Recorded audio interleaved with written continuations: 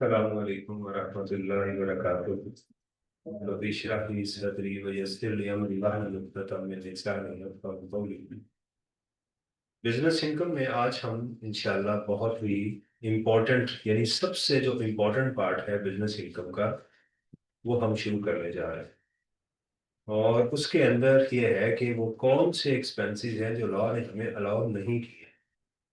वो हो सकता है कि अकाउंटेंट ने प्रॉफिट एंड लॉस अकाउंट में बनाते हुए माइनस किए हों, लेकिन हमें उसकी इजाज़त नहीं है। और कुछ ऐसे एक्सपेंस भी हो सकते हैं जिनकी अमाउंट अकाउंटिंग में और हो, टैक्स में और हो सकती है।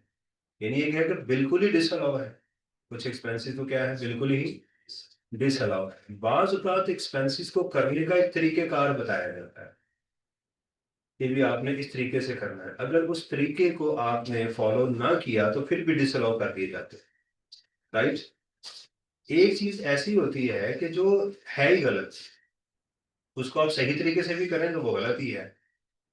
राइट। मिसाल है किसी को गाली देना, जो है मिसाल दे रहा हूँ, अच्छी मिसाल तो नहीं लेकिन समझाने के लिए, कि किसी को हरामजादा कह देना। वो आप हरामजादा वैसे कह दें या कहें हरामजादा साहब तशरीफ लाए जरा।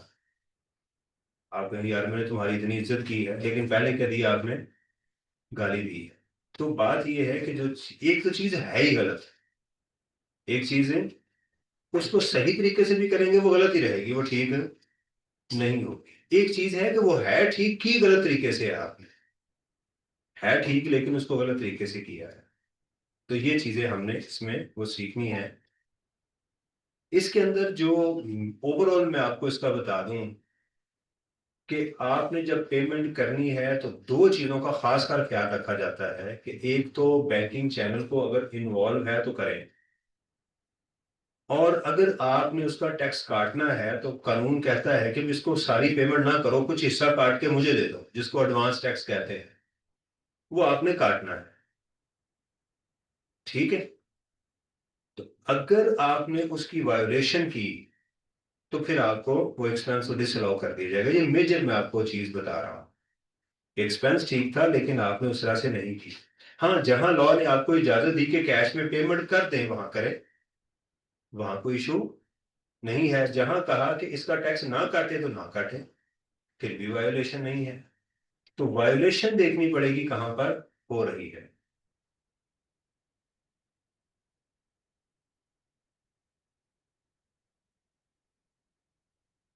सेक्शन 21 के अंदर ये है डिडक्शंस नॉट अलाउड।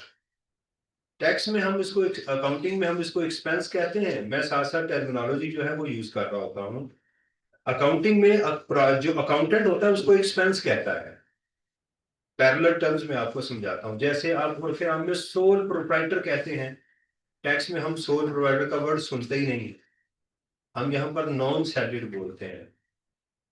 उर्फ आम में, आम जिंदगी में आप पार्टनरशिप फर्म बोलते हैं, तो टैक्स में हम इसको एसोसिएशन ऑफ पर्सन कहते हैं। समझ आ रही है? तो ये चीजें जरा इसमें अंडरस्टैंड करने वाली है। सबसे कहते हैं जी, expenditure not allowed as business expense include any tax paid और पेएबल बाय द पर्सन। तो सादा, बिल्कुल सादा सी मिसाल है कि जो टैक्स आप डिपार्टमेंट को देते हैं उसको हम एडवांस टैक्स कहते हैं। अकाउंटिंग में भले आपका एक्सपेंस हो, प्रॉफिट एंड लॉस अकाउंट में आपने माइनस किया हो, लेकिन टैक्स में हम इसको कहीं एक्सपेंस नहीं गिनते, बल्कि टैक्स लाइबिलिटी में क्या करते, जाके माइनस करते हैं। मैं आपको इसका वो दिखाता हूं जो टेम्पलेट है इसका।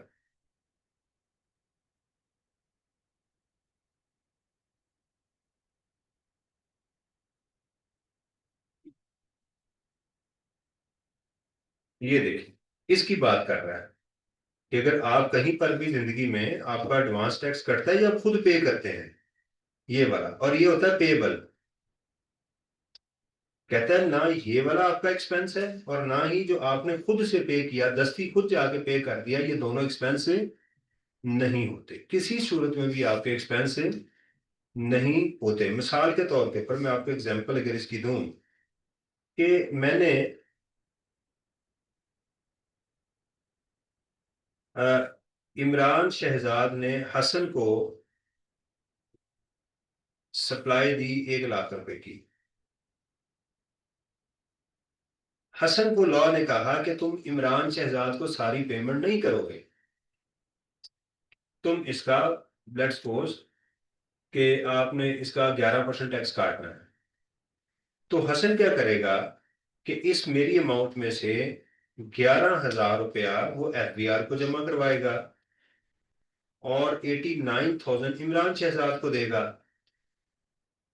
तो इमरान शहजाद की इनकम कितनी हुई? 1 लाख रुपया।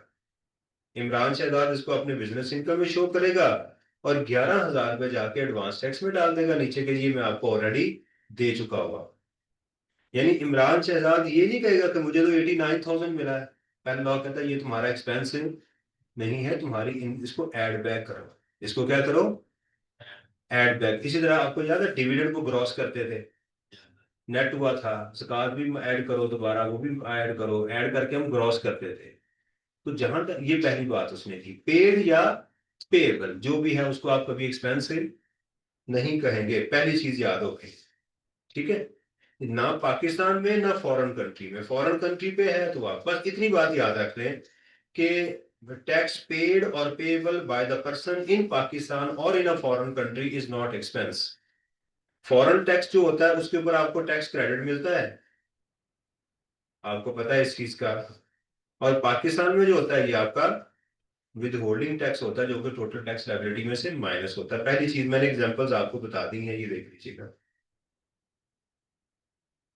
Any amount of tax deducted under from any amount, ये भी वही मैंने बता दी एडवांस टैक्स की मैंने, ये सेम है, ए और बी सेम है।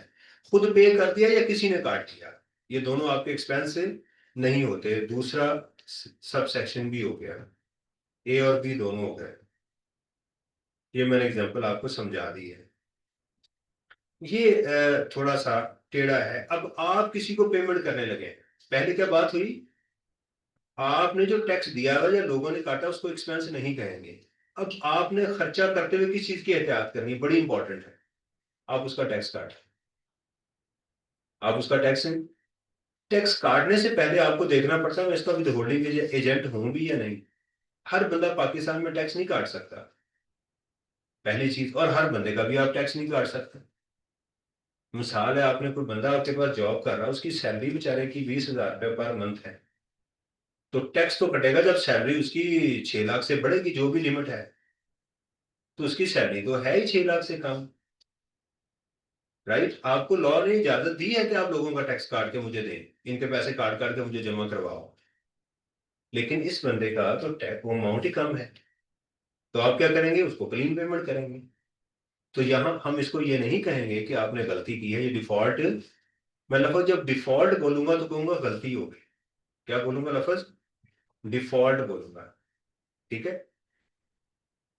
कहता जी if payment is made for any expenditure, capital हो या रेवेन्यू एक्सपेंडिचर हो, यानी आपने घर ऑफिस खरीदा, फैक्ट्री खरीदी, प्लांट खरीदा, मशीनरी खरीदी, ऑडिटर की फीस पे कर दी, कोई भी expense without deduction of tax, ये चीज अगर आपने टैक्स काटे बगैर कर दी, that expense is not allowed. बस इतनी बात याद कर लें। आगे इसकी एक्सप्लेनेशन है, फिर a person was required to deduct और कलेक्ट टैक्स। जहां पर उसको टैक्स डिडक्ट करना था या कलेक्ट करना था, डिडक्ट और कलेक्ट में फर्क क्या होता है सुनिएगा। जो आपकी इनकम होती है ना, उसमें से डिडक्शंस होती हैं। डिविडेंड मिला, उन्होंने टैक्स काट दिया, इसको डिडक्शन बोलेंगे। बाज जगहों पर आप लोगों से टैक्स लेते हैं, उसको कलेक्शन बोलते हैं। क्या बोलते हैं? यानी किसी को पेमेंट करते हुए उसकी अमाउंट को काट के टैक्स वालों को जमा करवाना, तो इसको डिडक्शन बोलते हैं। बाज जगहों पर ऐसा होता है कि आप लोगों से क्या करते हैं, उसे कहते हैं तुम टैक्स दो। मिसाल देता हूं आपकी, जैसे आपकी गाड़ी निकल आई, हाइपर स्टार गए, आपने कोई चीज खरीदी, तो आपकी गाड़ी निकल आई 50 लाख रुपए की। तो वो टायर तो नहीं उतार लेंगे आपके, वो आपको कहेंगे गाड़ी ले जाओ हमसे, बिजनेस एक्सपेंस है ना इनका, बिजनेस एक्सपेंस है ना। वो कहेंगे 50 लाख की गाड़ी है, इसका 20% टैक्स बनता है, जो एडवांस टैक्स मैंने आपसे लेना है। 10 लाख रुपया ये चालान है, जमा करवाओ। अगर आपने उसको गाड़ी दे दी, गाड़ी आपने दे दी लेकिन उससे टैक्स कलेक्ट नहीं किया तो वो एक्सपेंस नहीं होगा। तो ये सूरत बताई है कि अगर आपने, वो ये है जी लाइन, ये सी पॉइंट था। समझ आ गई? अच्छा, लॉ ने, इसको मैं वैसे आपको बता देता हूँ, लॉ ने कुछ ऐसी जगह बताई हैं जहां पर आप बगैर टैक्स काटे पेमेंट कर सकते हो। पेमेंट, पहली चीज, you are not withholding agent. आप विद होल्डिंग एजेंट है ही नहीं। ये लॉ ने आपको इजाजत ही नहीं दी टैक्स काटने की। आप लोगों को ये पेमेंट करते हैं, पान सिगरेट लेते हैं तो उससे टैक्स काटते हैं। अच्छा, एक बच्चे ने मुझे कहा, उसने कहा कि सर मैं भूल जाता हूँ, मैं बार बार चीजों को याद करता हूँ, मैं भूल जाता हूँ। तो मैंने उसे एक चीज कही, मैंने कहा बेटा इसकी दो वजह है। एक तो ये है कि भूलना हर इंसान की आदत है। मुझे 15-20 साल हो गए पढ़ाते हुए, मुझे तो चीजें इस तरह याद हुई है। हर बंदे को बोलती है, मुझे भी एग्जाम में भूल जाती थी, याद करते हुए भूलती थी। दूसरा, उन फैक्टर्स को आइडेंटिफाई करना बहुत जरूरी है जो चीजों को भुलाते हैं। राइट, उसमें सबसे पहले है उड़िया फिल्में देखना, या उड़िया नंगी तस्वीरें देखना, या फिल्में देखना। ये आपके दिमाग की मेमोरी को खराब करती है। आप मेरे बच्चे हो लेकिन मुझे बताना जरूरी है, ये मेमोरी को डाउन करती है, डिप्रेशन क्रिएट करती है जिस्म के अंदर। मोबाइल का एक्सेसिव यूज आपकी मेमोरी को खराब करेगा, क्योंकि इसकी जो लाइट होती है, जैसे मैं अभी लैपटॉप को देख रहा हूँ, उसकी लाइट भी आपको खराब करती है। आजकल आप कुरान की तिलावत भी सुन रहे होंगे तो दरमियान में गंदी चीजें पॉपअप हो रही होती हैं। नेट अपने तौर पे, अपने एल्गोरिदम पे काम करता है, वो आपके दिमाग के मुताबिक नहीं सोचता कि आपने क्या देखना है। वो आपको दिखाता है, आपकी एज को डिटेक्ट करता है, देखने के बाद आपको चीजें दे रहा होता है, यहाँ क्लिक करो, यहाँ क्लिक करो। उससे अवॉइड करें। दूसरा, नमाज ना पढ़ना, चुगली करना, ये चीजें आपकी मेमोरी को कम करती है, क्योंकि आप डिप्रेशन में से जब चुगली करते हो तो डिप्रेशन में होते हो ना। किसी के राज को अफशा करना, ये भी आपकी मेमोरी को कम करेगा। इंफॉर्मेशन होल्ड नहीं होती हमसे, किसी ने बताई तो उलझन होती है कि यार फटाफट दसा किसी ने, मेरा इसकी तबीयत साफ हो है, मेरे पास एक इंफॉर्मेशन आ गई। तो इंफॉर्मेशन को ना होल्ड करना, फिर अल्लाह ताला जब आप किसी की इंफॉर्मेशन को होल्ड नहीं करते, अल्लाह ताला आपकी सही इंफॉर्मेशन भी निकलवा देते हैं दिमाग से। फिर यह है कि दिमाग को खुराक ना देना जो उसको खास चाहिए। आप दाल खा रहे हैं, दाल ही खाई जा रहे हैं। चिकन खा रहे हैं, चिकन ही टकाई जा रहे हैं, जो आता है हाथ में टकाई जा रहे हैं। आपके दिमाग को फास्फोरस चाहिए, प्रोटीन चाहिए। वो बादाम बेहतरीन है। राइट, बादाम, वो नहीं, बादाम देसी बादाम जो होते हैं बाजार से मिल जाते हैं, 3-4 हज़ार रुपए किलो मिलते हैं। 1000 रुपए का बजट रखें हर महीने, 3-4 रात को भिगोएं, सोक करें पानी में, सुबह उठ के उसको खाएं। इसको खुराक जरूर पहुंचाएं, क्योंकि इसने काम करना है। जिस्म को थकावट होती है तो भूख लगती है, लेकिन दिमाग को थकावट होती है, अब कुछ भी नहीं खाते। उसको दें ताकि काम करने के ज्यादा काबिल वो टाइम पे सोएं। तीसरा, मेमोरी को जो चीज बूस्ट करती है वो आपकी कुरान पाक को याद करना। मैंने उस दिन नेट पे देखा कि मैं कुरान पाक की आयात याद करता हूँ, क्रैम्प, इसको मैं हिफ्स करता हूँ, तो मुझे बताओ मेरे दिमाग में क्या इसके असरात होते हैं। तो आर्टिफिशियल इंटेलिजेंस ने मुझे कहा कि तुम्हारी नए न्यूरॉन्स बनते हैं, नई डेवलपमेंट्स होती हैं दिमाग में चीजों को याद करने से, रट्टा लगाने से। समझ आ रही है? तो मैं अल्हम्दुलिल्लाह रात को पहले मोबाइल यूज करता था, खबरें सुननी, ये वो सब। तो आज मैं सूरह मुल्क अल्हम्दुलिल्लाह मैंने अभी पिछले दिनों में वो याद किया, 2-3 मेरी आयात रह गई है, उसको हिफ्ज करता हूँ। वो तो उससे मुझे बहुत अच्छा एक मुझे रिवाइवल फील हुई कि हाँ यार, मैं वापस जैसे जवानी में मेरी मेमोरी होती थी वैसे मुझे बूस्ट होना शुरू हो गई। अल्जाइमर से, डायमेंशिया से, डिप्रेशन से बंदा बचता है। उसको समझे तो बड़ा और बड़ा, क्या ही बात है। तो अपने आप को, अपने जिस इस मशीन को इस्तेमाल करना सीखें सही। खाली ये बेवकूफों की तरह जनाब सर टिका के कोलू के बैल की तरह जनाब चलते रहना, यही नहीं होता। इसका जो अल्लाह ने दी इस मशीन को समझे, ये आपकी मशीन है, आप इसके ओनर हैं। इसका सही इस्तेमाल करें, इसका बेड़ा गर्क नहीं करें। फिर रात को लेट सोना, आप दो हदूद खराब करते हैं जो बंदा रात को लेट सोता है। एक जो आपको सुलाता है और एक जो आपको उठाता है, दोनों का बेड़ा गर्क आप कर देते हैं। फिर ब्रेकफास्ट टाइम पे ना करना, ये आपकी मेमोरी को खराब करेगा, डिप्रेशन की। पूरी दुनिया में एक असूल है, नाश्ता टका के सही करो, टाइम पे करो। नाश्ता, ब्रेकफास्ट, रोजा तोड़ना, ब्रेक तोड़ना, ब्रेक करना, फास्ट रोजा। 8-9 घंटे आप सोए रहते हैं, उसके बाद उठ के खाते कुछ नहीं है, चाय पी लेते हो, ऐसी चीजें आप करते हो। तो ये चीजें आपको, अपने आप को समझें ताकि आप कम वक्त के अंदर अच्छी आउटपुट दे सकें। अच्छा जी, पहली चीज क्या कि आप विद होल्डिंग एजेंट नहीं है। नंबर टू, टैक्स कटना ही नहीं था, बिलो बीटीएल था, इसको बोलते हैं बीटीएल, बिलो टैक्स लिमिट था वो, बीटीएल बिलो टैक्स लिमिट था, राइट, फिर भी नहीं है। तीसरा ये है कि उसने, आपका जो वेंडर था उसने पेमेंट कर दी, उसने टैक्स पे कर दिया। मिसाल है, मैंने हसन से, इमरान शहजाद ने हसन से सर्विसेज ली,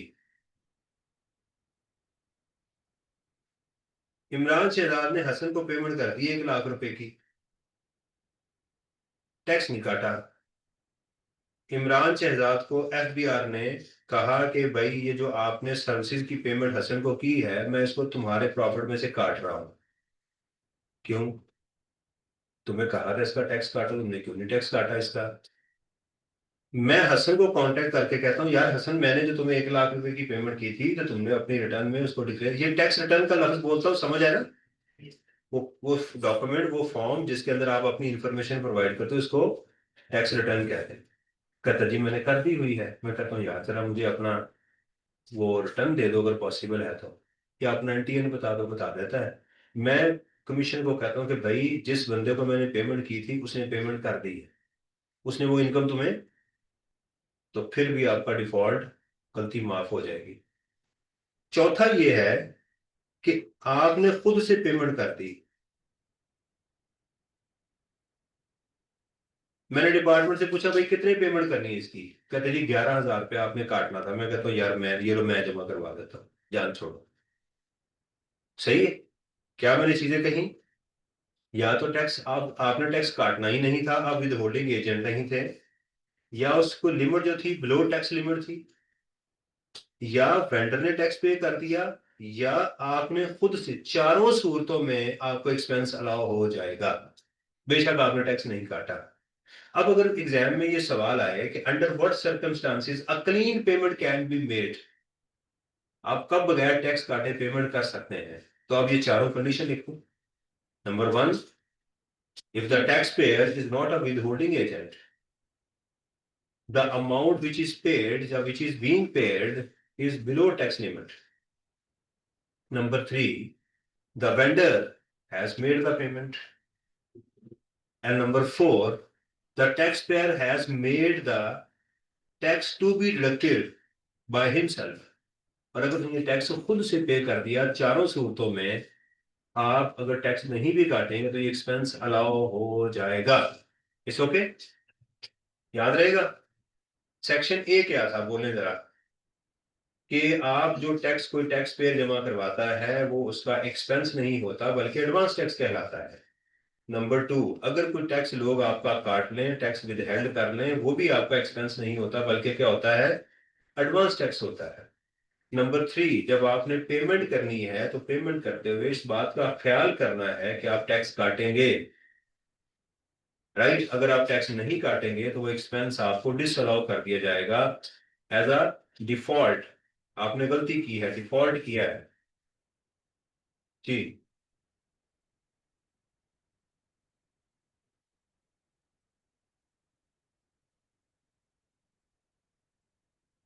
ओके,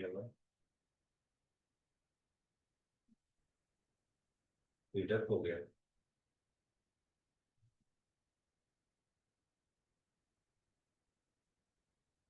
नोट है आपके पास? चलो देखते जाइएगा जरा। अच्छा, इसके नीचे अगर आप देखेंगे तो लिखा था, provided that this allow us respect of purchase of raw material finish goods under this clause shall not exceed 20% of purchase of raw material and finish goods. इसको जरा हाईलाइट कर लें, एग्जाम में आ चुका हुआ है।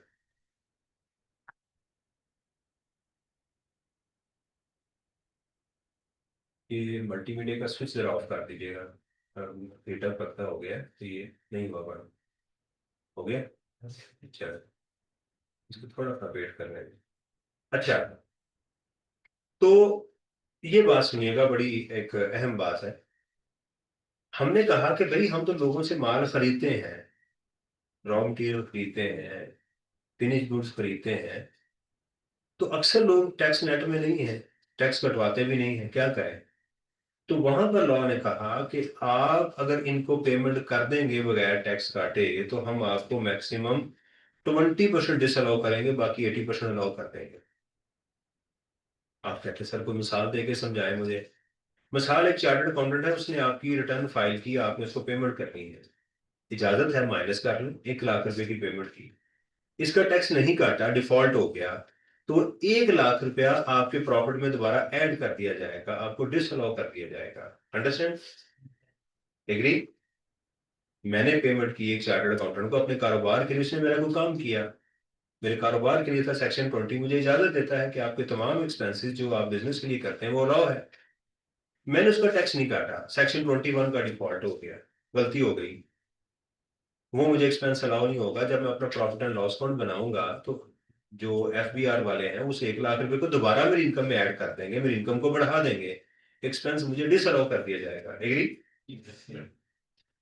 लेकिन अगर मैंने किसी से पोली प्रोपिलीन खरीदा, मैं शॉपिंग बैग बनाता हूँ, मैंने पोली प्रोपिलीन को छोटे छोटे दाने को कहते हैं जो जिससे पिघला के हम शॉपिंग बैग बोतलें वगैरह बनाते हैं, मोल्डिंग मशीन उसे कहते हैं, इंजेक्शन भी कहते हैं, मोल्डिंग इंजेक्शन कहते हैं, मैं बनाता हूँ, और मैंने उसे रॉ मटेरियल खरीदा 5 लाख रुपए का, 10 लाख का कर ले, 10 लाख का मैंने खरीदा, मैं उसका टैक्स काटने लगा तो उसने कहा भाईजान मैं किसी और से खरीद लो, मैंने टैक्स नहीं कटवाना, मुझे 10 लाख की पूरी पेमेंट करो।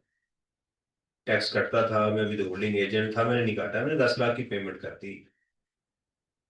अब मैं FBR के पास गया तो उसने कहा इसको पेमेंट कैसे किया आपने? मैंने कहा जी पूरी कर दी। कहता जी ठीक है। तो वो क्या करेगा, 10 लाख का 20% कितना बनता है? 2 लाख। वो 2 लाख ऐड करेगा, 10 लाख का 10 लाख ऐड बैक नहीं करेगा। तो यहाँ उन्होंने एक समझे 80% रिलैक्सेशन दे दी कि अगर यहाँ डिफॉल्ट भी होगा तो हम 100% डिफॉल्ट नहीं मान, इसके लिए ये समझ आ गई। ये वाला सेक्शन था नीचे। एग्जाम्पल में चूंकि पढ़ने के लिए है, फिर दोबारा मैं टाइम लगाऊंगा, एग्जाम्पल समझाऊंगा, क्योंकि आगे पेपर में भी आनी है तो फिर टाइम डबल ट्रिपल लगना शुरू होगा। लेकिन ये जो नीचे एग्जाम्पल दी हुई है, प्लीज उसको छोड़ना नहीं, उस एग्जाम्पल को छोड़ना नहीं है, उसको जाके आपने देखना है। अच्छा जी, आगे आगे जी CA चार्टर्ड अकाउंटेंट्स आ गए। 3 बातें मैंने पढ़ाई है, जरा सोचें। टैक्स पे किया हुआ एक्सपेंस नहीं है, टैक्स आपका किसी ने विदहेल्ड कर लिया वो भी एक्सपेंस है, आपने पेमेंट करते हुए टैक्स काटना है, एक्सेप्शंस आते हैं, बाकी सारी चीजें मैं बता चुका हूं। 3 पर अब आ गया चौथी चीज।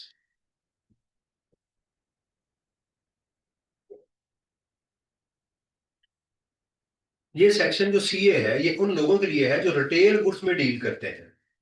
कौन है? हर एक के लिए नहीं है, ये स्पेसिफिक है, स्पेशल सेक्शन है। किन के लिए? वो लोग जो रिटेल गुड्स में बेचते हैं, सेलर। यहाँ टैक्स पेयर कौन है? सेल करने वाला। टैक्स पेयर कौन है यहाँ? अब जहन में रखना है, टैक्स पेयर कौन है, उसकी बात हो रही है, और वो किस में डील कर रहा है? कौन सी? शैम्पू, टी, वो जो सेल्स टैक्स में लिस्टेड है उनको रिटेल गुड्स है। इनकम टैक्स में कहीं कोई लिस्ट नहीं है रिटेल गुड्स की, याद रखें। इनकम टैक्स में कोई ऐसा शेड्यूल नहीं है जो बताए ये रिटेल गुड्स है और ये रिटेल गुड्स नहीं है। रिटेल गुड्स कहाँ लिखी हैं? सेल्स टैक्स के 3rd शेड्यूल में, ये उसकी बात कर रहा है। आप शैम्पू बेचते हैं, आप बेवरेजेस का है, आप होम अप्लायंसेज में डील करते हैं, वो जो आइटम्स वहां पर लिखी हुई है, शैम्पू है, सोप है, डिटर्जेंट्स ऐसी है ना चीजें, कॉफी है। अब लॉ ये कहता है जब तुम ये चीजें बेचते हो तो क्या किसी को कमीशन भी देते हो इसके अगेंस्ट? हाँ जी मैं देता हूँ, कमीशन पे करता हूँ। तो कमीशन क्या हुआ? सेक्शन 20 क्या कहता है? एक्सपेंस है। कहते जी बिल्कुल ठीक है। तुम ये बात मेक श्योर करो कि ये बंदा सेल्स टैक्स में जिस जो तुम्हारी सेल कर रहा है ना, जिसके थ्रू तुम सेल करवा रहे हो, ये जो दरमियान में एजेंट है, दलाली जो कर रहा है, इसको कहो कि सेल्स टैक्स में रजिस्टर्ड हो। आप उसे कहते हैं, वो रजिस्टर्ड हो जाता है। आप कहते हैं फिर तो कोई बात करो कारोबार। कहते भी आपने कहा क्यों? मैंने कहा भी अब जितनी भी इसको तुम कमीशन दोगे वो तुम्हारा एक्सपेंस माना जाएगा। मुझे कोई अब एतराज? मैं यही चाहता हूं कि जिन लोगों के थ्रू तुम सेल कर रहे हो उसको जो कमीशन दो वो क्या होने चाहिए? सेल्स टैक्स में रजिस्टर्ड होने चाहिए। ये है। हमने कहा अगर वो रजिस्टर्ड नहीं है, फिर उसने एक डिफॉल्ट दिया, फिर क्या होगा? अब उसको पढ़ते हैं।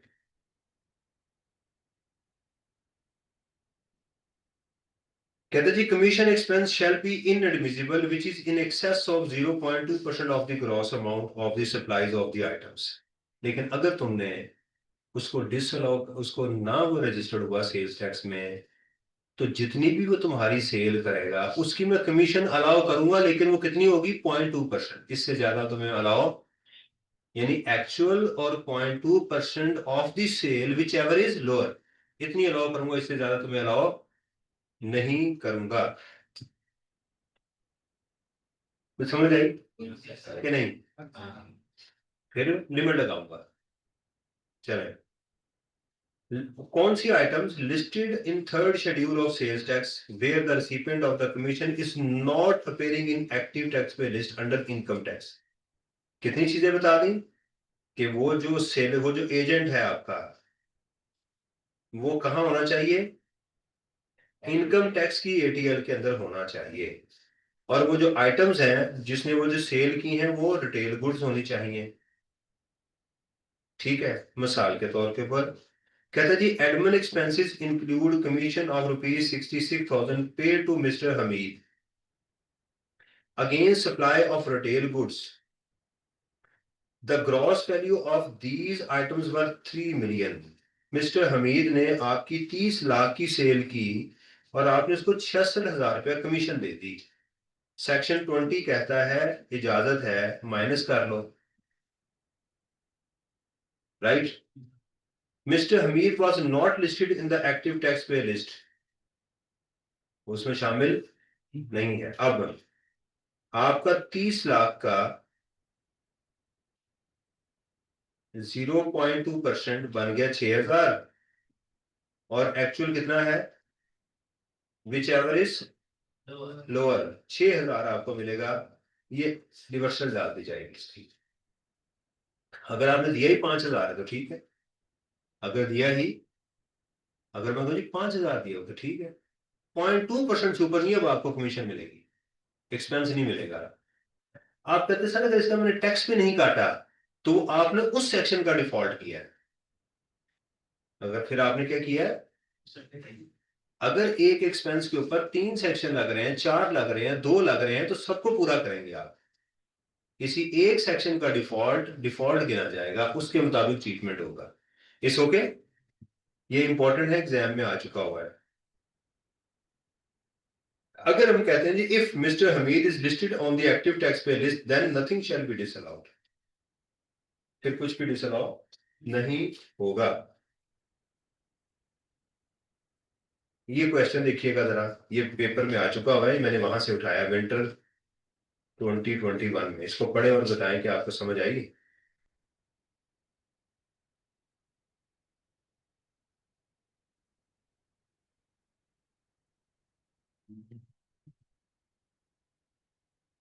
सर जो ये एक्सपेंस डिसअलाउ है उनको दोबारा से प्रॉफिट में ऐड कर दीजिए। जो एक्सपेंस इनका सवाल ये है, अगर अकाउंटेंट ने अपने प्रॉफिट में से एक्चुअल एक्सपेंस माइनस किया हुआ है, जबकि उसने 66,000 माइनस किया हुआ है, जबकि अलाउ 6,000 था, तो हम उसके प्रॉफिट में 66,000 को पहले ऐड करेंगे ताकि इनकम बढ़ जाए, और फिर हम उसमें से 6,000 माइनस कर देंगे जो अलाउ है। नेट नहीं करेंगे पेपर पे, एग्जाम में नेट नहीं करेंगे। 60,000 की रिवर्सल नहीं डालेंगे, बल्कि जो गलत चीज है पहले उसकी रिवर्सल डालेंगे, जो सही है उसको माइनस। ओके, इसको देखें।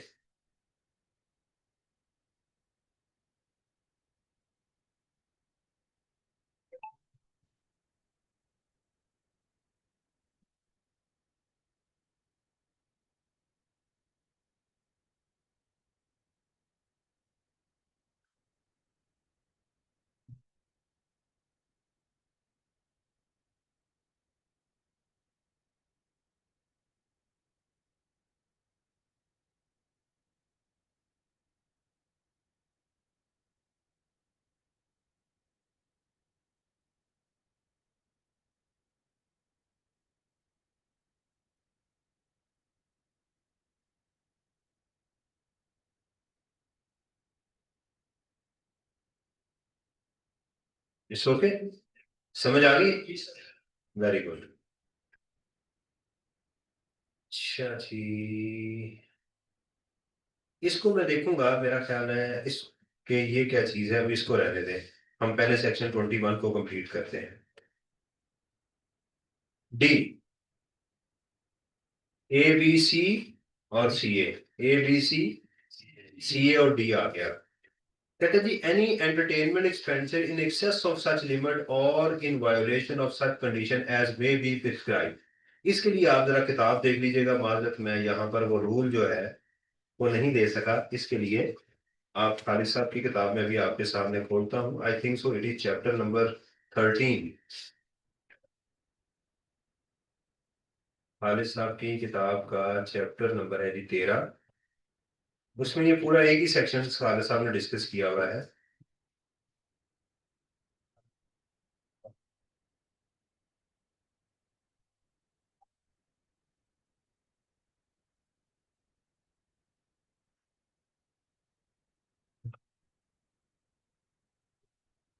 ये एंटरटेनमेंट एक्सपेंडिचर्स, पेज नंबर बताइएगा किताब का।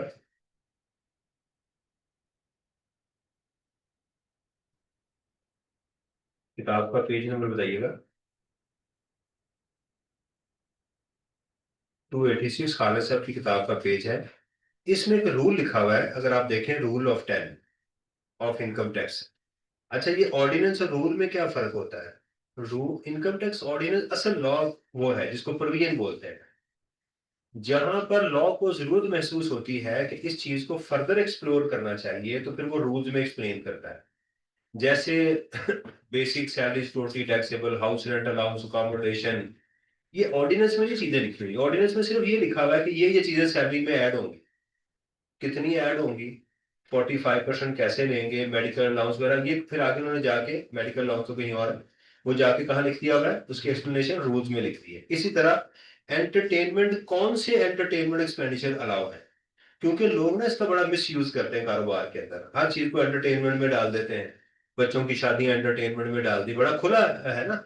उसलिए लॉ ने यहाँ एक्सप्लेन कर दिया कि एंटरटेनमेंट से क्या मुराद है।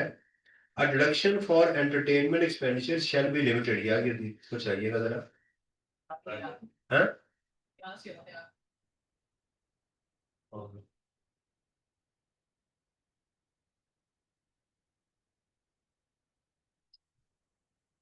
आप अन्य वहां बैठे हुए।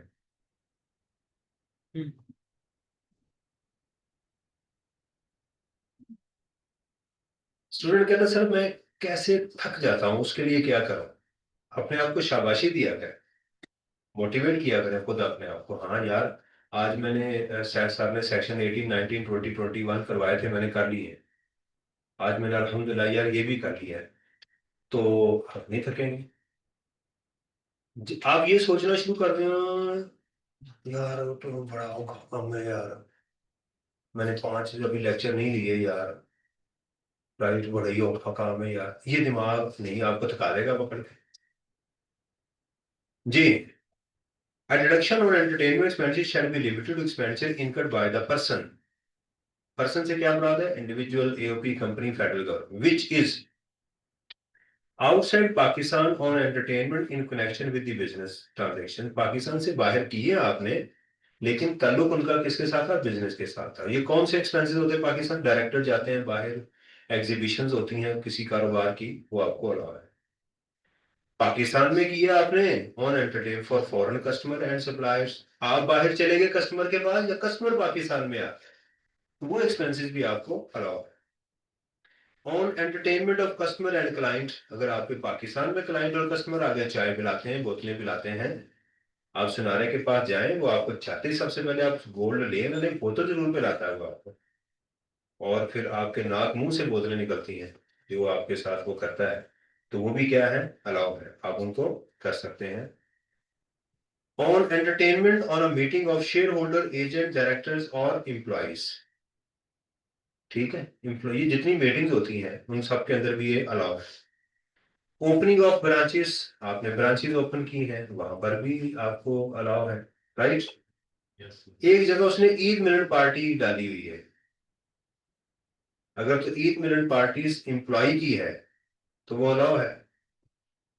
अगर वैसे ही गरीबों में खाना बांट दिया उसने, तो वो आपको अलाउ नहीं है। एंटरटेनमेंट कहते किसको है? ये बड़ी डेफिनेशन है। Mean the provision of meal, खाना, रिफ्रेशमेंट, रीजनेबल लेजर फैसिलिटीज। आपका गोरा आ गया बाहर से, कहता है जी मैं स्विमिंग, मैं रोज ही स्विमिंग करता हूँ, तो आप उसको रॉयल फार्म के अंदर जाके क्लब मेंबरशिप ले देते हैं कि जी आप एक महीना इधर हैं तो आप इधर स्विमिंग, ये लेजर फैसिलिटी है, उसकी फैसिलिटीज है। वो कहता है यार मैं वोडका पी के सोता हूँ, मुझे नींद नहीं आ रही। आप शराब पिलाते हैं उसे, उसके मुताबिक जो है, right, in accordance with the tradition of the business. लेकिन अगर वो एक रिफाई इदारा है, इस्लामी इदारा है, और वहां शराब चल रही है माशाल्लाह, तो वो वो तो नहीं आपको अलाउ करेंगे। ओवरऑल जो आपका है ये चीजें सही हो गया। ये आपने, ये एग्जाम में आया हुआ है, थ्योरेटिकली भी पूछा गया है। ये हो गया। अच्छा लीजिए जरा देखिएगा, ये जो ई है ना, ई, ये बड़ा ई आवाज निकालता है थोड़ी सी। इसको थोड़ा सा हमें, इसकी मैं टेबल बनाऊंगा फिर तुम्हें समझ आएगी। मैं पहले इसको एक्सेल शीट ओपन करके मैं इसको, ये आपने मेरे साथ शीट बनानी है, फिर इस चीज की आपको क्लियर होगी, क्लैरिटी तब आएगी।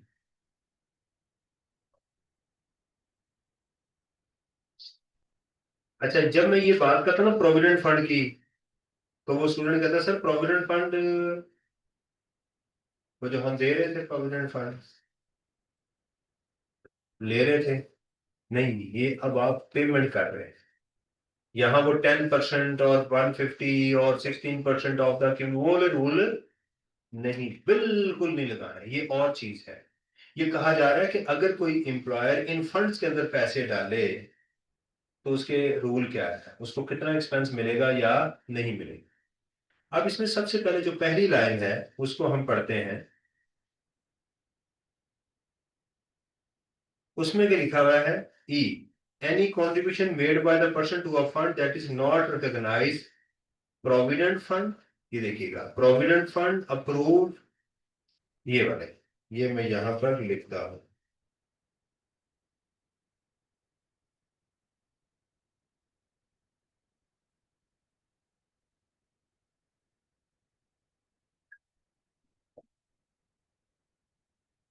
पहली चीज क्या लिखी है? Provident fund. दूसरा क्या है? Pension fund. तीसरा क्या है? Approved superannuation fund,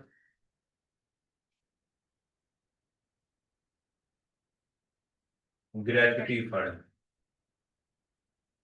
fund. थोड़ी सी मैं शोखी मारता हूँ, शायद लग जाए शोखी। यहां लिख दे अन, not approved, not approved, not allowed,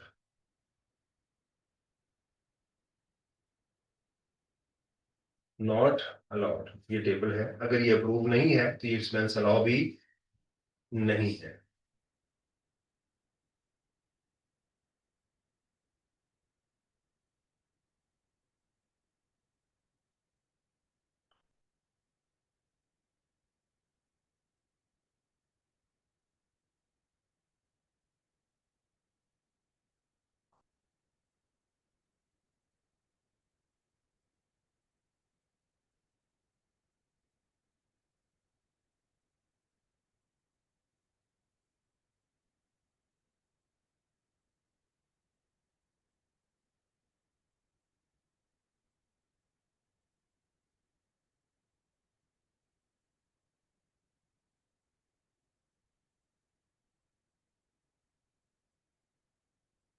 एक बच्चा कहता सर ये याद करने हैं। मैंने कभी, ये तो आपकी मर्जी है, आप फैसला कर लें, याद करने हैं नहीं करें, ना करें, तो जबरदस्ती तो नहीं है। अम्मी को कह दो, हाँ अम्मी को याद करवा दे। अगर अम्मी ने पेपर देना तो अम्मी याद कर ले, अब्बू याद कर ले। जी।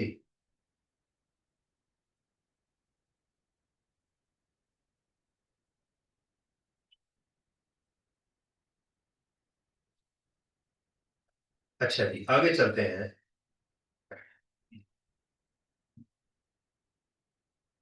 ये देखिएगा,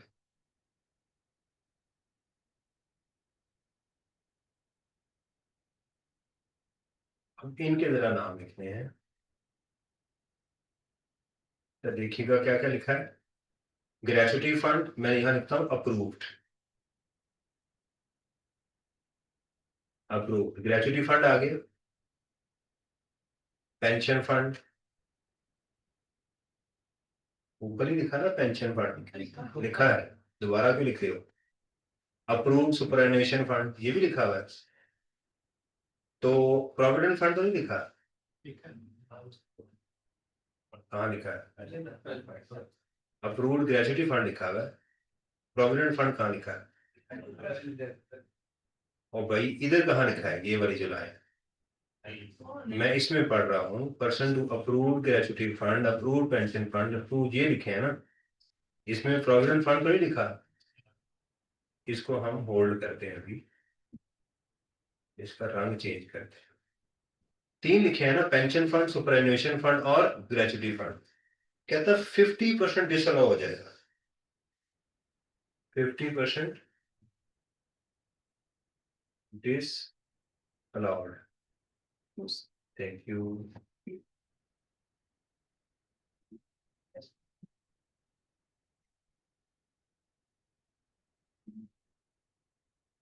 ठीक है, आप कहेंगे सर ये क्या बदतमीजी है। लग तो ऐसे रहा था कि अगर अप्रूव्ड होंगे तो लॉ होगा। उनके नहीं, 50% हम डिसअलाउ कर देंगे, क्यों करेंगे, कर देंगे। क्यों, कह दिया बस, स्टैचू है, स्टैचू क्या होता है, लॉ। कानून के आगे क्यों नहीं होती, क्यों भी नहीं होती, क्यों भी नहीं होती। Okay, agree. तो ये सेक्शन कौन सा था आपका, ई। ये क्या था, ई ए।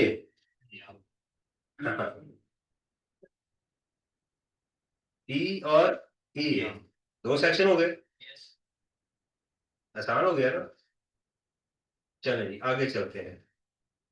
F, any contribution made by the person to any provident fund or other fund established for the benefit of the employee of the person, unless the person has made effective arrangement and secure that the deduction this from the fund, ये है provident fund और other fund। अब आ गया उसने provident fund और other fund। अब ये देखिएगा मैंने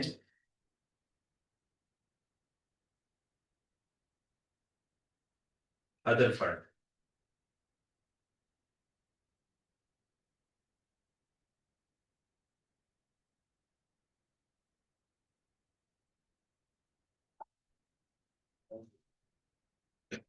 effective arrangement made, ये है हमारा सेक्शन एफ।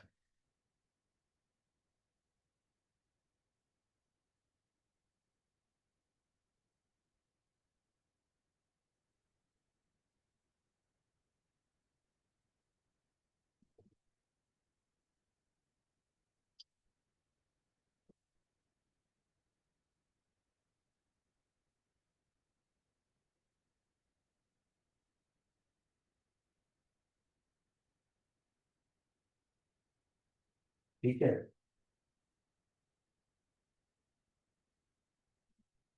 allowed, allowed।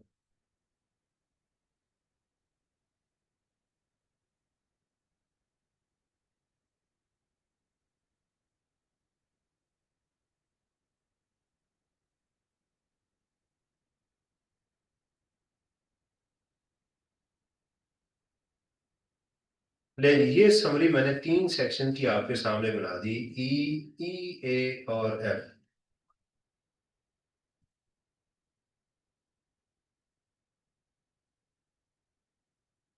ये इसने ऐसे ही समझ आ रही।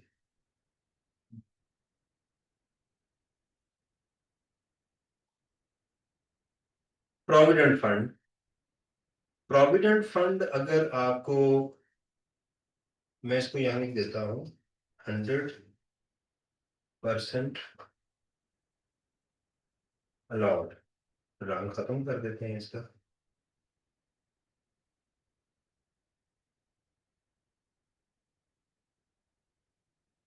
बस अग्री कर देते हैं।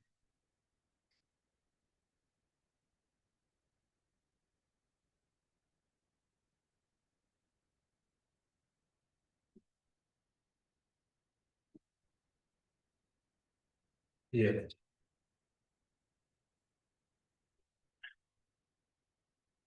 चलते हैं।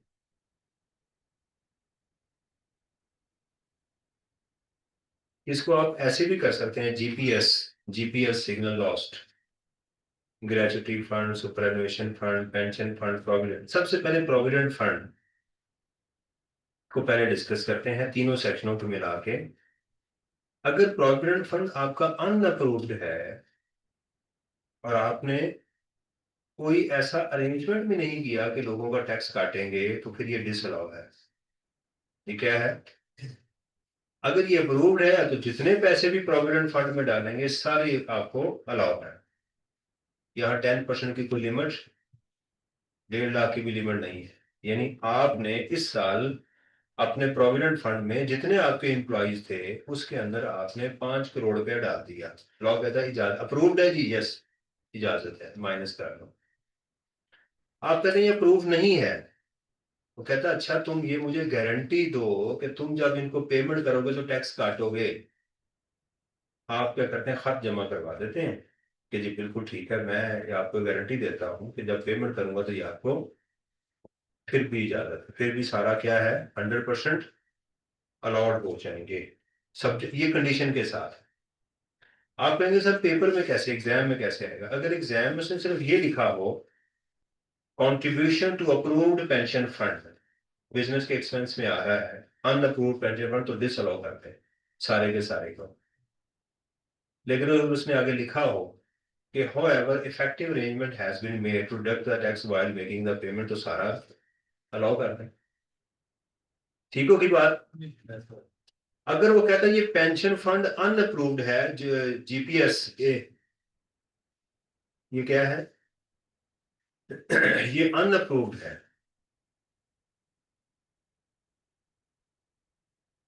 तो डिसअलाउ कर दें। अगर अप्रूव्ड है तो 50% डिसअलाउ कर दें। यानी इससे ये टेबल से पता चल रहा है कि जीपीएस, जीपी और एस जो है, ये हर सूरत में डिसअलाउ तो कम से कम होंगे ही होंगे 50। ओके। और अगर नहीं अप्रूव्ड तो फिर सारे के सारे डिसअलाउ हो जाएंगे। अगर कोई फंड इन चारों में नहीं है, कोई और है, तो उसका वही रूल है जो प्रोविडेंट फंड का है। अगर वो अनअप्रूव्ड है तो नॉट अलाउड। ठीक है। आप ये प्रोविडेंट फंड अदर फंड को इकट्ठा भी कर सकते हैं, यानी कि आप इसको,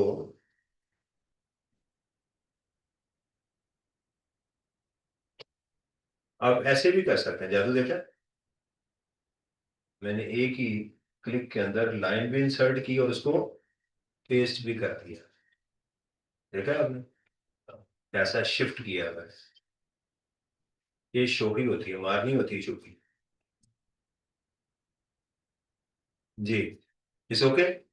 अब ये टेबल कुछ बेहतर हो गया। आप कहेंगे सर मैंने तो पहले वैसे बना लिया हुआ था। Yes, sir. तो इसीलिए तो मैं कंप्यूटर पे काम करता हूँ, ताकि आपको छेड़ता रहूँ थोड़ी थोड़ी देर बाद। इस ओके।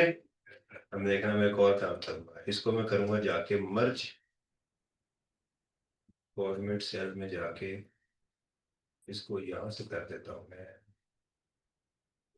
होम, मर्ज, और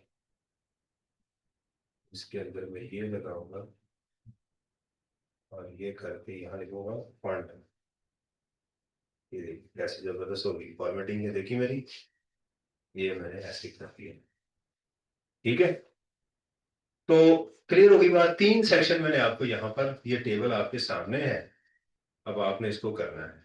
प्रोविडेंट फंड हो या अदर फंड हो, unapproved not allowed, approved allowed, या इफेक्टिव अरेंजमेंट की है, दोनों सूरतों में अलाउ होगा। इसके अलावा ये जो जीपीएस है, जीपीएस 50% हर सूरत में आपने एग्जाम में, ये फंड है, स्कीम तो अलाउ ही नहीं है। ये सारे क्या है? फंड, फंड, फंडा। वंडा नहीं होता जो जानवरों को डालते हैं, वो वंडा होता है इसको, ये फंड है। स्कीम की प्रोविजन क्रिएट की जाती है, वो तो अलाउ ही नहीं होते। ये किसकी बात की जा रही है? फंड। फंड होता है जिसमें फिजिकली पैसे डाले जाते हैं, प्रोविजन की सिर्फ एंट्री कर डाली जाती है, ये दोनों में फर्क होता है। इस ओके, चलें जी, माशाअल्लाह, अल्हम्दुलिल्लाह। इसको बरकत कहते हैं कि अल्लाह ताला ने हमें बरकत डाल दी इसमें। जी, पंगे। एक रेस्टोरेंट है पंगा, मैं यहाँ से गुजरात जाता हूँ तो रास्ते में पंगा रेस्टोरेंट आता है। ये है पंगा, कानून के साथ पंगा। किसी भी कानून के साथ आपने पंगा लिया, राइट, और आपको पेनल्टी पड़ गई, तो वो अलाउ नहीं है। तो आपको अलाउ नहीं। ट्रैफिक रूल्स हो गए, एनवायरमेंटल रूल्स हो गए, इंटरनेशनल इमिग्रेशन के रूल्स हो गए, ठीक है, कोई भी रूल्स की, इनकम टैक्स, सेल्स टैक्स, कहीं पर भी पेनल्टी आपको अलाउ। आपके सर कारोबार में भी जो पेनल्टीज पड़ती है ना, वो अलाउ है। वो कैसी होती हैं? आपने सप्लाई डिले कर दी, वारंटी पड़ गई आपको, सूट फॉर डैमेजेस पड़ गए आपको, ये अलाउ है। डैमेज पड़ गई आपको, रेलवे का आपने माल इंपोर्ट किया, रेलवे की जगह नहीं छोड़ रहे, रेलवे की जगह नहीं छोड़ रहे, उन्होंने आपको रोज का 10,000 रुपया डालना शुरू कर दिया, ये सारे, ये बिजनेस एक्सपेंस कहलाते हैं। कानून की वायोलेशन, वो पाकिस्तान का हो या किसी भी मुल्क का हो, उसकी वायोलेशन करेंगे, वो आपको एक्सपेंस अलाउ। आप कहते सर मैं उसका टैक्स भी काट लूं अगर, भाई आप उस पर कुरान पाक पूरा भी पढ़ लेंगे, डिसअलाउ है। सुअर हराम है तो हराम ही रहेगा, जो मर्जी कर ले। पर्सनल एक्सपेंडिचर, इसकी कहने की वैसे लॉ जरूरत ही नहीं थी, ये तो ऐसे ही मेरा ख्याल है एडिशनल चीज है। भाई जब सेक्शन 20 में कह दिया हुआ है कि बिजनेस एक्सपेंस अलाउ है, तो पर्सनल एक्सपेंसेस अलाउ। अच्छा, यहाँ एक दफा उसने पेपर में ये बात कही कि उसने अपने बेटे को सैलरी देता है, तो सवाल पैदा होता है कि बेटा कारोबार के लिए काम करता है? अगर तो करता है तो वो अलाउ है, लेकिन अगर उसको गिफ्ट दे देता है तो वो ड्राइंग्स, यानी ड्राइंग्स आपको, आप खुद ले जाएं या आपकी कोई फैमिली मेंबर ले जाए, ये अलाउ नहीं है। कोई भी रिजर्व आपको अलाउ नहीं है, या प्रोविजन जिसको कहते हैं ना, reserve created for this obsolete stock, राना टिगना अल्टम पल्टम, कुछ अलाउ नहीं है। ये खास सेक्शन है सिर्फ एओपी के लिए, ये या इसमें लिख लें। इससे पहले भी एक खास आया था ना, वो किसके लिए था? रिटेलर के लिए नहीं, इन्ना लिल्लाहि व इन्ना इलैहि राजिऊन। वो शख्स जो सेल करता है रिटेल गुड्स की किसी एजेंट के थ्रू, उसके लिए था वो। अब आ गया कि अगर कोई एओपी जो है, वो अपने मेंबर को पेमेंट करती है, किसकी? प्रॉफिट और डेट, इंटरेस्ट की, ब्रोकरेज कमीशन देती है, ब्रोकरेज सैलरी, या कोई अदर रेम्युनरेशन देती है, उसको डिसअलाउ है। टैक्स काट लें, पेमेंट बैंक के थ्रू करें, नॉट अलाउड। ये अलाउ कंपनी दे सकती है, अपने डायरेक्टर्स को कमीशन दे सकती है, इंटरेस्ट दे सकती है, एओपी नहीं दे सकती। आप कहेंगे सर हमारे तीन ही लोग होते हैं, एक होता है सोल प्रोप्राइटर, एक होती है एओपी, और एक होती है कंपनी। कंपनी को इजाजत है, एपी एओपी को इजाजत, सोल प्रोप्राइटर को भी इजाजत नहीं है। क्यों? क्योंकि वो एच में चला जाएगा, वो पर्सनल एक्सपेंसेस में चला जाएगा, इसलिए उसको भी इजाजत नहीं है। आप कहते हैं सर यहाँ एक्सेट्रा का लफ्ज है, कोई भी payment, no, no etcetera. Law में आपको एटीसी नहीं मिलेगा कभी, ना पीटीसी मिलेगा, ना ईटीसी मिलेगा, कोई नहीं ऐसी चीज मिलेगी। लॉ हमेशा कंफर्म बात करता है। अब यहाँ आप कहेंगे सर रेंट भी तो लोग देते हैं ना पार्टनर्स अपने मेंबर्स को, लॉ ने मना किया? नहीं, वो अलाउ है भाई। मेरा घर है, वो मेरी मेरे मेरे 3 पार्टनर हैं, हम 4 लोग हैं, वो कहते हैं यार हमें यहाँ पर ऑफिस बनाना है। मैं कहता हूँ मेरा घर है तो मैंने किराए पे देना है, हाँ हम इस्तेमाल कर लेते हैं, मुझे वो किराया देते हैं, तो लॉ ने इसको मना नहीं किया। आप उसको दे सकते हैं, पेमेंट उसकी करें ठीक, उसका टैक्स भी काटें, पेमेंट भी ठीक करें बैंक के थ्रू, तो फिर उसकी इजाजत है। जे, ए, ए क्या था? Tax. B, advance tax. C, payment करते हुए टैक्स काटना है। D, entertainment. ई, ई, ए और एफ, ये 3 इकट्ठे थे, याद है वो टेबल जो बनाया था? पर्सनल एक्सपेंडिचर्स अलाउ नहीं है, रिजर्व अलाउ नहीं है, ये आ गया जे। ये आ गया जी आज का जो आखिरी सेक्शन आज हमने कंप्लीट करना है बैंक का। मेजर यहां तक जिस बच्चे ने याद कर लिया ना, सेक्शन 21 चैप्टर 13 उसको याद हो गया, राइट। पेमेंट करते हुए बैंक को इन्वॉल्व करें, किसको करें? बैंक को इन्वॉल्व करें।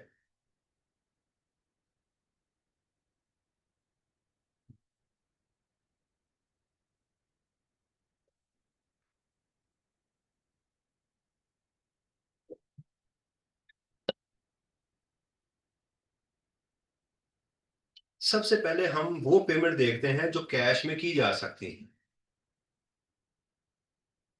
Utility bills, freight, travel fare, postage, duties, fee, fines और एनी स्टैट्यूटरी ऑब्लिगेशंस।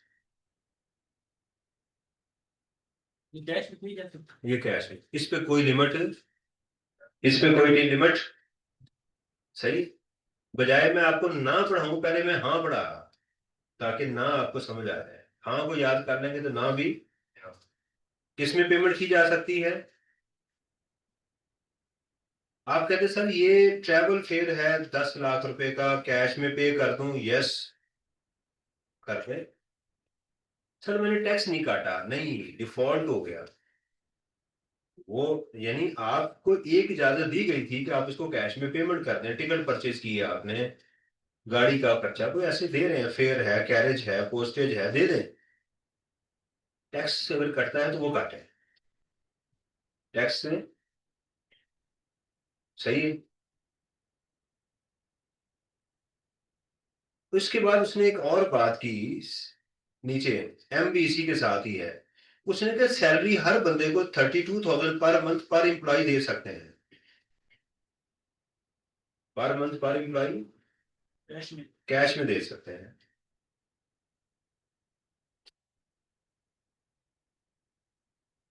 32,100 बैंक के थ्रू देना पड़ेगा, चेक दे दें, डायरेक्ट उसके अकाउंट में ट्रांसफर कर दें, या कोई डिजिटल मीन यूज कर लें। आजकल जितने भी मीन्स यूज हैं, इजी पैसा, जैज कैश, कोई मीन यूज करें, बैंकिंग के थ्रू होनी चाहिए,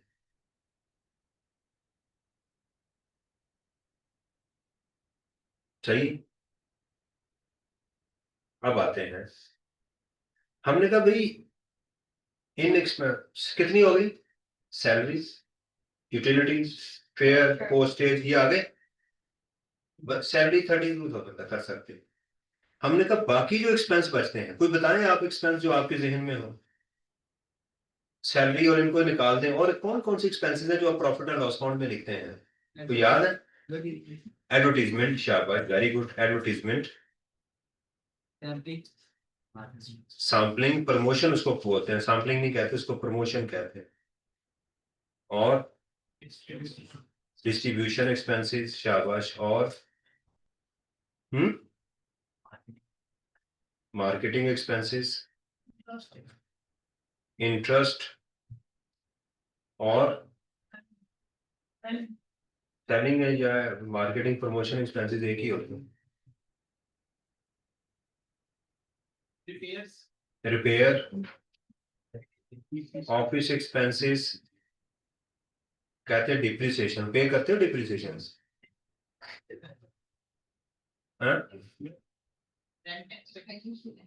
मैंने एक बच्चे से पूछा, बैलेंस शीट पढ़ रहा था इंटरव्यू में, तो मैंने कहा यार यहाँ गलती क्या है इस एसेट के अंदर, करंट एसेट थे, डिप्रिसिएशन इज चार्ज की इसने। मैं कहा वेल डन, करंट एसेट में उसने डिप्रिसिएशन चार्ज नहीं की। मैं कहा इतने तूफानी तो मेरे भी कॉन्सेप्ट नहीं है जितने तुम्हारे तूफानी कॉन्सेप्ट हैं।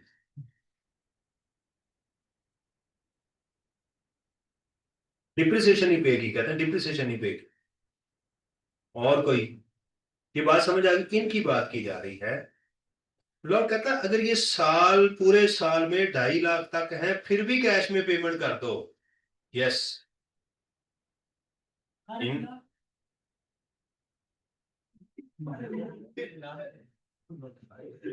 चूरन बेचते हैं भैया, सारे मिला के 2.5 लाख के एक्सपेंस है, और गंजीदा नहाना की ते सुखाना की। अगर किसी बंदे के ये सारे एक्सपेंस मिला के 2.5 लाख हैं तो उस बेचारे की सेल क्या हुई हो, वो खुदा का खौफ करें यार।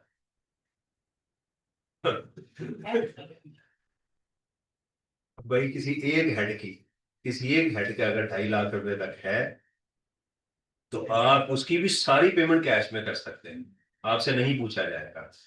आपसे सवाल है तो एक ही जगह बची फिर, वो बची कि अगर ये एक्सपेंसेस आपके 2.5 लाख से एक्सीड कर जाए, 2.5 लाख से, मिसाल के तौर के ऊपर आपने प्रिंटिंग करवाई, प्रिंटिंग आप भूल ही गए, इतना प्रिंटिंग एंड स्टेशनरी तो हर क्वेश्चन में होता है। 6 लाख की आपने प्रिंटिंग करवाई, लॉ कहता है कि इसके अंदर बढ़ गया ना 2.5 लाख से, लॉ कहता है इसके अंदर वो अमाउंट ढूंढो जो 2.5 हजार से बढ़ गई हुई है। प्रिंटिंग कभी कराई 2,000 दे दिया, 3,000, 6,000, 4,000, इसमें से कहता है वो अमाउंट जो 25,000 से ज्यादा है, कितनी 25,000 से, उनको देखो अगर वो कहीं बढ़ गई हैं, वो अगर तुमने कैश के पे की है तो फिर वो डिसअलाउ होगी। मिसाल है, इसको हम देखते हैं 6 लाख के हेड को, तो हमें पता चलता है कि यहाँ पर एक पेमेंट थी 50,000 की, वो आपने कैश के थ्रू पे कर दी है। वो कहता है ये तुम्हें डिसअलाउ कर दी जाएगी, इतने से मैं तुम्हारी इनकम बढ़ा दूंगा। बड़ी छूट दी है उसने, यानी जब पेमेंट करो, देखो ये 2,500 की 25,000 की पेमेंट है, राइट, कैश में कर दो, कोई फिक्र ना करो ये 2.5 लाख से बढ़ रही है कम हो रही, करते जाओ, 3,000, 4,000, 6,000, 7,000 करते जाओ। जैसे ही किसी को पेमेंट करने लगो और वो 25,000 से ज्यादा की हो तो उसको बैंक के थ्रू पेमेंट करो। किसके थ्रू करो? डिफॉल्ट नहीं होगा, डिफॉल्ट नहीं, बेशक वो 15 लाख की अमाउंट हो जाए, 20 लाख की हो जाए, तो डिफॉल्ट, ये समझ आ गई बात कि नहीं? आ गई है। चलो ये जरा देखिएगा, total office expenditure during the year were rupees 300,000. All payments were made through cross check except 30,000 and 20,000 in cash.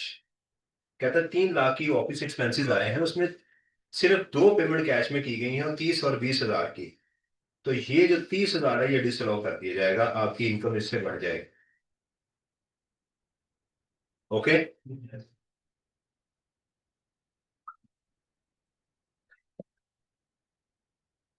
Total office expenses during the year 200,000. All payments were made through cross check except 50,000 and 29,000 in cash. Nothing is disallowed.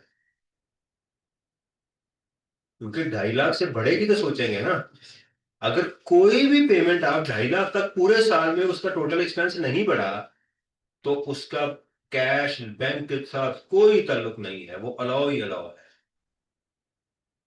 वहां नहीं देखा जाएगा। कहता जी Fred charges 5 lakh के हैं, सारी payment cash में कर दी गई है, नथिंग इज डिसअलाउड, क्योंकि ये वो एक्सपेंस है जिसके ऊपर कैश का रूल अप्लाई ही नहीं होता। Director of the company paid printing charges 150 through his personal bank account, disallowed, क्योंकि बैंक अकाउंट से मुराद है कंपनी का bank account, personal bank account नहीं करना। और आखिरी है कैपिटल एक्सपेंडिचर, ये 2 दफा मजीद आ गया, सेक्शन 20 में भी आया था, दोबारा फिर यहाँ आ गया, इसलिए ये रेपुटेशन है, इसको कहते हैं रिडंडेंसी है लॉ के अंदर, रिडंडेंट है ये, फजूल दोबारा बात की गई भाई। सब सेक्शन 20 में आपने कह जो दी ये बात कि कैपिटल एक्सपेंडिचर आपको अलाउ नहीं होंगे बल्कि उसके ऊपर डिप्रिसिएशन मिलेगी, तो यहाँ दोबारा कहने की क्या जरूरत थी। इसी तरह सब सेक्शन एच भी रिडंडेंट था, फजूल था भी। जब आपने ऊपर कह दिया बिजनेस के लिए है तो दोबारा बात लिखने की जरूरत है।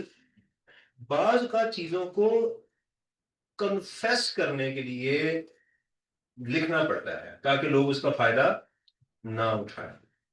इस ओके। अच्छा जी, अब चलते हैं इसकी समरी के ऊपर जो मैंने इसके एंड पे दी है ताकि आप टिक कर सकें और मुझे दुआ दें कि जी सर हमने ये चीजें आपने करवा दी हैं और ये हमने समय ना वातावरण। पहला, A tax paid, advance tax, payment without deduction of tax not allowed. Stock के लिए 20% आपको डिसअलाउ किया जाएगा। सही हो गया। उसके बाद क्या था, कमीशन सेक्शन CA, राइट। ये डीलरशिप अरेंजमेंट अभी मैंने छोड़ा दिया आपको।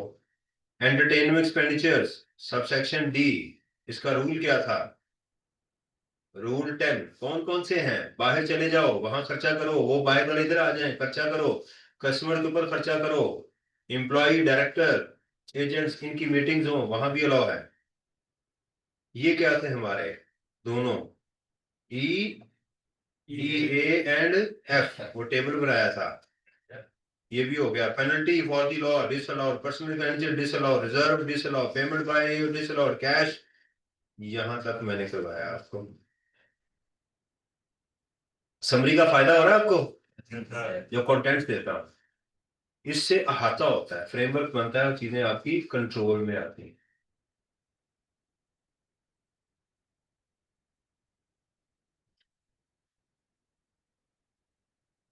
इस ओके। बी पॉइंट जो बहुत बड़ा, कौन सा, बी पॉइंट, एंटरटेनमेंट का, entertainment section sub section D।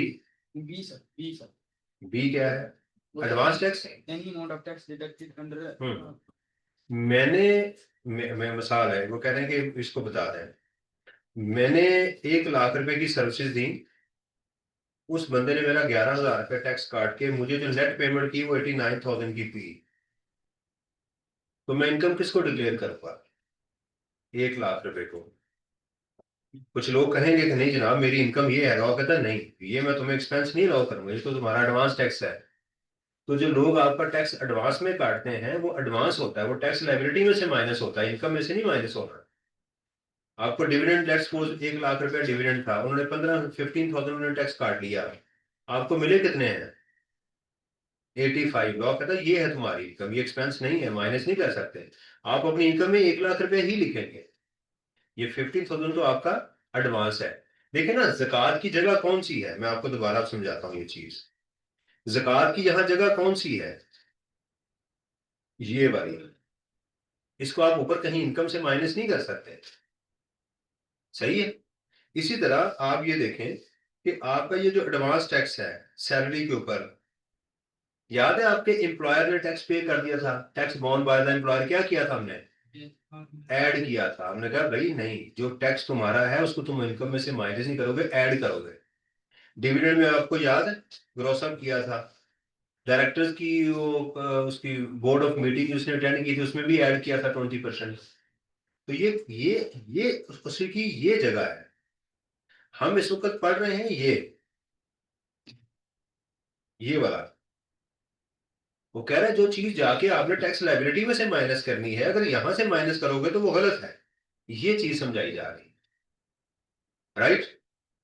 ये वाला टैक्स उसने कहा ए में, उसने सबसे पहले कहा ये वाली, ये सबसे पहला ए सेक्शन ये है कि जो तुम टैक्स रिटर्न के साथ टैक्स जमा करवाओगे मैं उसको एक्सपेंस नहीं मानूंगा, ये भी तुम्हारा एक्सपेंस है। ये बताने की जरूरत इसलिए पेश आई कि जब अकाउंटेंट अपने अकाउंट्स बनाता है तो अकाउंटिंग के अंदर भी उसको माइनस का एक्सपेंस ले रहा होता है, इसलिए इसको बताने की जरूरत पेश आई कि अकाउंटिंग में तुम्हारा एक्सपेंस है, भले लो प्रोविजन क्रिएट करो, no issue, this is not allowed in income, income tax में आपका एक्सपेंस अलाउ नहीं है, राइट। जी।